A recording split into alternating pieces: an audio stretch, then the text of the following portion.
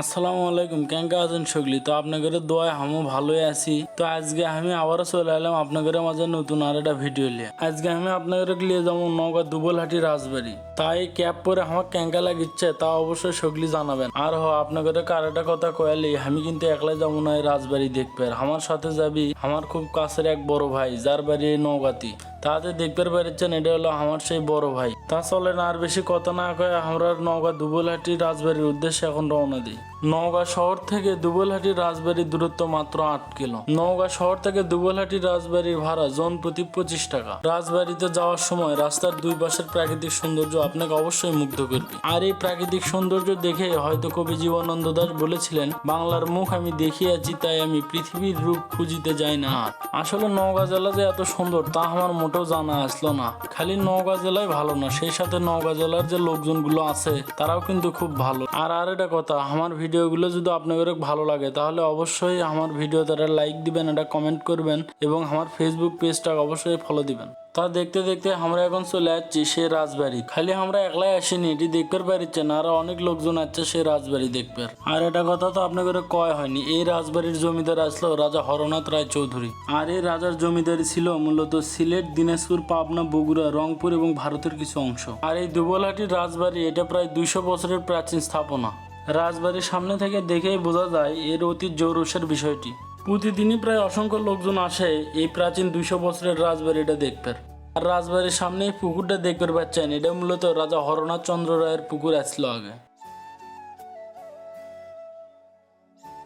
আর এই রাজবাড়ির প্রতিটা স্থাপনা সে সময়কার রাজাদের রুচির পরিচয় বহন করে নিঃসন্দেহে। তা আমরা এখন এই রাজবাড়িটার ভিতরে ঢোকার চেষ্টা করবো আর আপনাদের দেখানোর চেষ্টা করবো যে আসলে এই রাজবাড়িটার ভিতরে কি কি আছে।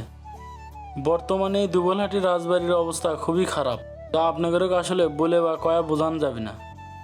রাজবাড়িটার ভিতরে জঙ্গলে পরিপূর্ণ।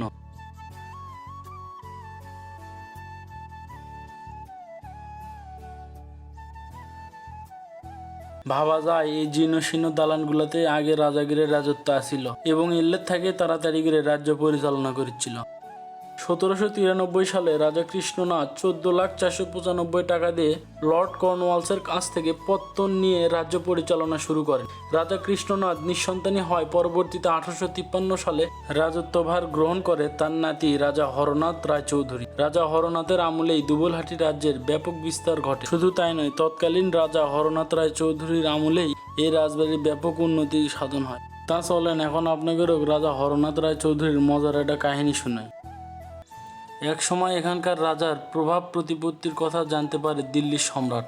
এরপর তার আদেশে মুর্শিদাবাদের নবাব এই রাজাকে ডেকে পাঠান এবং জিজ্ঞেস করেন তার এত প্রভাব, এত সম্পদ, তাও কেন সে কর দেয় না। উত্তরে রাজা হরনাথ চৌধুরী কয়, আমার এলাকাতে অনেক বিল থাকার কারণে চাষাবাদ কম হয়, যার কারণে আমি আপনি কর দিবের পাই না। রাজা হরনাথ রায় চৌধুরী আরো কয় তার এলাকায় প্রচুর পরিমাণে মাছ উৎপন্ন হয়, বিশেষ করে কই মাছ। নবাব চাইলে তিনি কই মাছ বছরে বছরে কর হিসেবে দিতে পারেন এবং এতে মুর্শিদাবাদের নবাব রাজি হন। মুর্শিদাবাদের নবাব তাকে আরো কয় প্রতি বছর যেন তাকে 22 কহন করে কই মাছ কর হিসেবে দেওয়া হয়। 22 কহনের হিসেবটা আমি আপনাকে বুঝে দেই।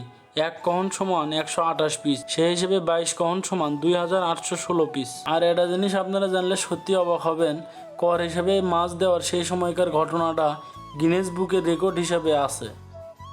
1892 খ্রিস্টাব্দে জমিদারি প্রথা বিলুপ্ত হওয়ার পর তৎকালীন জমিদার রাজা হরনাথ রায় চৌধুরী সপরিবারে ভারতে চলে যান। বর্তমানে এই দুবলহাটি রাজবাড়ির অবস্থা খুবই খারাপ, যে কোনো সময় ধসে পড়তে পারে রাজবাড়ির এই প্রাচীরগুলো। আমরা এখন মূলত আছি রাজপ্রাসাদের 2য় তলা। সেই সময়কার কারুকার্যগুলো নিঃসন্দেহে প্রশংসার দাবি রাখে। তা আমরা এখন যাচ্ছি মূলত রাজপ্রাসাদের 3য় তলা।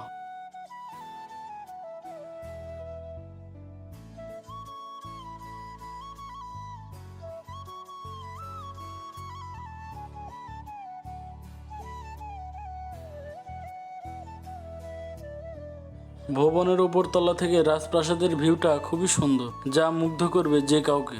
যতদূর চোখ যায় শুধু সবুজের সমাহার।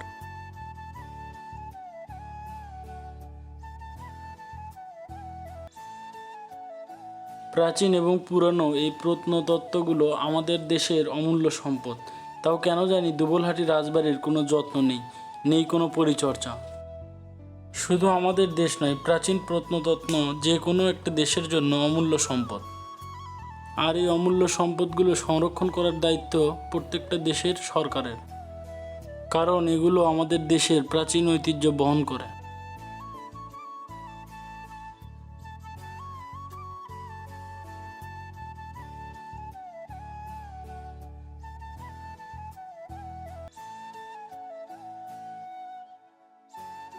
তাহলে দেখতে পারছেন এটা মন্দির। আমরা স্থানীয় ঘরের সাথে কথাবার্তা করে জানতে পারছি যে ওটা নাকি সেই সময়কার মন্দির। এই মন্দিরের বয়সও প্রায় 200 বছর।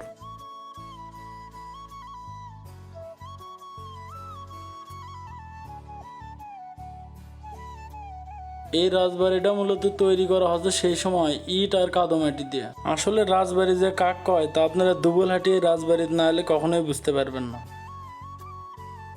তা আপনাদের সবাইকে অসংখ্য ধন্যবাদ আমার ভিডিওটা দেখার জন্য। আর আমার ভিডিওর কোনটি কি ভুল হচ্ছে সেগুলো অবশ্যই আমার কমেন্টে জানাবেন।